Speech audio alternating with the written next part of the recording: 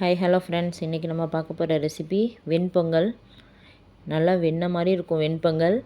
வெண்பொங்கலே பிடிக்காது, இல்லை வெண்பொங்கலே செய்ய தெரியாதுங்கிறவங்க கூட இந்த மாதிரி செஞ்சு சாப்பிட்லாம். அந்தளவுக்கு இது டேஸ்ட்டாக இருக்கும். ஈஸியான மெத்தட் இது. செய்ய தெரியாதவங்க கூட செய்யலாம். இது குக்கரில் தான் நான் செய்ய போகிறேன். மெஷர்மெண்ட்டு பார்த்துக்கலாம். இதுக்காக 1/2 டம்ளர் பச்சரிசி, எந்த பச்சரிசியாக இருந்தாலும் பிரச்சனை இல்லை. 1/2 டம்ளர் சிறுபருப்பு, பாசிப்பருப்பு, அப்புறம் உப்பு, 3 டம்ளர் தண்ணி சேர்த்துருக்கேன். 1 டம்ளர் வரும் அரிசியும் பருப்பு சேர்த்து. 1 டம்ளர்னால் அப்போ 3 டம்ளர் தண்ணி கரெக்டான அளவு.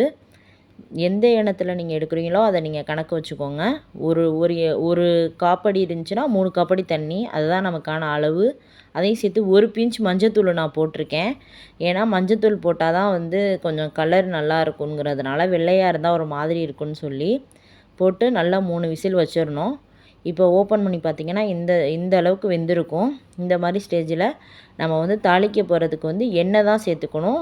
எண்ணெயை ஊற்றிட்டு அதில் ஜீரகம், மிளகு, முந்திரி பருப்பு, கருவேப்பிலை, கொஞ்சோண்டு இஞ்சி சதைச்சதையும் போட்டுறணும்.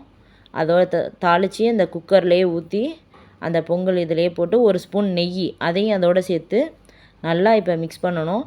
நம்ம இப்போ அடுப்பை விட்டு இறக்கக்கூடாது. பொங்கலை சிம்மிலையே தான் நான் இப்போ அடுப்பை வச்சுருக்கேன். 3 விசில் வச்சு ஆஃப் பண்ணிவிட்டு திருப்பி ஆன் பண்ணி சிம்மில் வச்சுட்டு தான் அந்த தாளிப்பை கரைச்சி ஊற்றணும். அதே மாதிரி எண்ணெயில் தான் தாளிக்கணும்.